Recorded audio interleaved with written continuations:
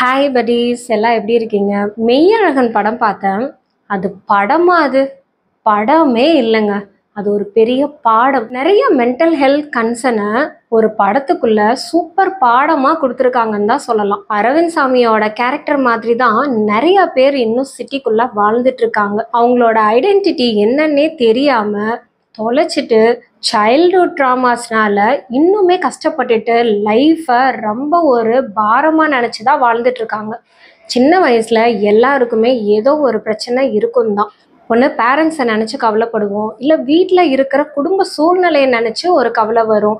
So ஆக மொத்தம் childhood days எல்லாருக்குமே பீஸ்ஃபுல்லாகவும் ஹாப்பியாகவும் அமைஞ்சிடாது. அவங்களோட சூழ்நிலைக்கு ஏற்ற மாதிரியும் அண்ட் லைஃப் சுச்சுவேஷன்ஸ்க்கு ஏற்ற மாதிரியும் அப்ஸ் அண்ட் டவுன்ஸ் இருக்கத்தான் செய்யும். பட் நீங்கள் உங்கள் லைஃப்பில் நடக்கிற பிரச்சனைகளை எப்படி ஓவர் கம் பண்ணுறீங்கன்றதுல தான் இருக்குது. ஸோ இந்த படத்துலேயே ஒரு பெஸ்ட் எக்ஸாம்பிள் சொல்கிறேனே, கிராமத்தில் வாழ்ந்துட்டு இருக்கிற கார்த்திக் மட்டும் எப்படி அவ்வளோ சூப்பர் மெமரி பவர். சின்ன வயசில் நடந்தது, அவங்க பெட் நேம் வச்சது, இதெல்லாம் எப்படி அவருக்கு மட்டும் ஞாபகம் இருக்குது. ஆனால் இதை லீட் பண்ண அரவிந்த் சாமிக்கு சுத்தமாக ஞாபகமே இல்லை. இது அரவிந்த் சாமிக்கு வந்த அம்னீஷியாவோ இல்லை மெமரி லாஸோலாம் கிடையாது. So due to life stress. நிறைய பேர் சிட்டி லைஃப்க்கு வந்ததுமே ஒர்க்கையும் லைஃப்பையும் பேலன்ஸ் பண்ணுறதே கிடையாது. அதாவது அவங்க வேலையில் கொடுக்குற ஒரு ப்ரெஷர், டெடிக்கேட்டடாக இருக்கணும், கமிட்டடாக இருக்கணும், ஒர்க்கை கரெக்டாக முடித்தாலும் ஒரு அப்ரிஷியேஷன் கிடைக்க மாட்டேங்குது. எவ்வளோதான் நான் ஓடி ஓடி வேலை செஞ்சாலும் அதுக்கான சம்பளம், சரியான ஒரு கிரெடிட் எனக்கு கிடைக்க மாட்டேங்குது அப்படின்னு சொல்லி பல பிரச்சனைகளில் நிறைய பேர் இன்னும் மாட்டிக்கிட்டு தான் இருக்கிறோம். அதனாலேயே என்ன ஆகுது, ஒரு ஸ்ட்ரெஸ் அண்ட் டிப்ரெஷன் அதிகமாயிட்டே இருக்குது. நல்ல ஃபேமிலி கிடைச்சாலுமே அந்த ஃபேமிலியோட டைம் ஸ்பெண்ட் பண்ண முடியறதில்ல. ஸோ அந்த கோவத்தை எல்லாமே எப்போவுமே இது ப்ரொஜெக்ஷன் மெத்தடுன்னு நம்ம சொல்லுவோம். பாஸ் கிட்ட ஒரு டீம் லீடர் கிட்ட கோவப்பட முடியாது. அவங்க ஏதாவது கிளம்புற டயத்தில் வேலை கொடுக்கும்போது நமக்கு வரும் பாருங்க ஒரு கோவம். ஸோ அப்போ தான் எல்லாம் முடிச்சுட்டு அப்பாடா சீக்கிரமாக போகலாம், ஃபேமிலியோட இன்னைக்கு அவுட்டிங் போகலான்னு நினச்சி வச்சுருப்போம். ஆனால் அந்த கிளம்புறதுக்கு ஒரு 10 நிமிஷத்துக்கு முன்னாடி ஒரு ஒர்க்கை கொண்டு வந்து கொடுத்துட்டு அது 1 மணி நேரம் 1.5 மணி நேரம் எக்ஸீட் ஆகும்போது அந்த ஸ்ட்ரெஸ், அந்த கோவம் எல்லாத்தையும் வீட்டில் தான் கொண்டு வந்து ப்ரொஜெக்ட் பண்ணுவோம். ஸோ நம்ம மனைவி கிட்ட, இல்லைன்னா பிள்ளைங்க கிட்ட, இல்லை அம்மா அப்பா கிட்ட, ஃப்ரெண்ட்ஸ் கிட்ட கூட அவ்வளோவா நம்ம ஷேர் பண்ண மாட்டோம். மோஸ்ட்லி ஃபேமிலி கிட்ட தான் ப்ரொஜெக்ட் பண்ணுவோம். இதனாலேயே என்ன காரணம்னு தெரியலையே, எங்கள் வீட்டில் எப்போ பார்த்தாலும் சண்டை வந்துக்கிட்டே இருக்கே, ஒரு நிம்மதி இல்லை அப்படிங்கிற ஒரு சுச்சுவேஷன் தான் நிலவுது. ஆனால் கிராமத்து லைஃப்பை லீட் பண்ணிட்டு இருந்த கார்த்திக்கு ஒரு மைண்ட்ஃபுல்னஸ், அதாவது லிவிங் இன் த ப்ரெசன்ஸ், அவர் என்ன வாழ்கிறாரோ அதை மட்டுமே தான், அந்த மொமெண்ட்டை மட்டும்தான் அவர் என்ஜாய் பண்ணுறாரு, அதை அனுபவிக்கிறாரு, அந்த உலகத்தில் தான் இருக்கிறார். அதனால அவரோட மனநலமும் உடல் நலமும் சமுதாய நலமும் அவருக்கு ரொம்ப சிறந்ததாக இருக்குது.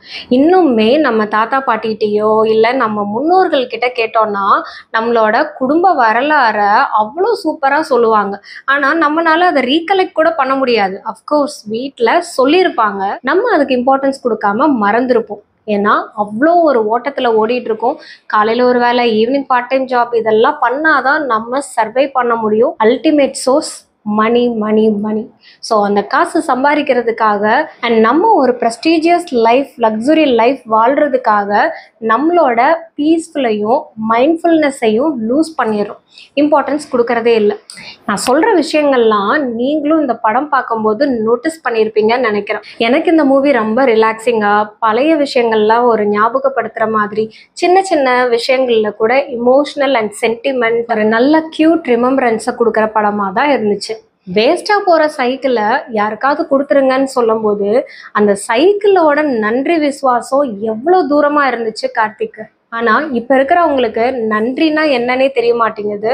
ஒரு கிஃப்ட், காஸ்ட்லியான கிஃப்ட் கொடுத்தாலும் கூட அதோட வேல்யூவோ இல்லை எதுக்காக கொடுத்தாங்க, அந்த காசு பணம் அதுக்காக தான் இம்பார்ட்டன்ஸ் கொடுக்குறாங்களே தவிர கொடுத்தவங்களோட மனசு. ஒரு டைமண்ட் ரிங்கே எடுத்து ப்ரெசென்ட் பண்ணாலும், இன்னும் இந்த டிசைன் தான் வாங்கியிருக்கிற, இதை விட பெட்டர் டிசைன் உனக்கு கிடைக்கலையா, ரிங்கு தான் வாங்கியிருக்கிற, நெக்லஸ் வாங்கலையா அப்படின்னு தான் இப்போ இருக்கிற ஜென்ரேஷன் சொல்கிறாங்களே தவிர அந்த டைமண்ட் ரிங்கை உங்களுக்கு ஏன் கொடுக்கணும்? அவ்வளோ வேல்யூபிளான பர்சன் தானே நீங்கள். உங்களை வேல்யூ பண்ணுறதுக்காக தான் அந்த கிஃப்டை கொடுக்குறாங்கன்றத நிறைய பேர் ரியலைஸ் பண்ணுறதே கிடையாது. வாழ்க்கை ஒரு முறை தான். அதை நமக்கு பிடிச்ச மாதிரி ஜாலியாக ஹாப்பியாக ப்ரெசன்ஸில் வாழ்கிறது ரொம்ப ரொம்ப முக்கியம். உங்களோட ஸ்ட்ரெஸ் அண்ட் டிப்ரெஷன் எல்லாம் தூக்கி போட்டுட்டு ஃபர்ஸ்ட் உங்களுக்கு இம்பார்ட்டன்ஸ் கொடுங்க. நீங்கள் ஹாப்பியாக இருங்க. செல்ஃப் ஹாப்பினஸ் அது உங்களை சுற்றி இருக்கிறவங்களையும் ஹாப்பியாக வச்சுக்க உதவும். Take care of your mental health. Tata, bye by.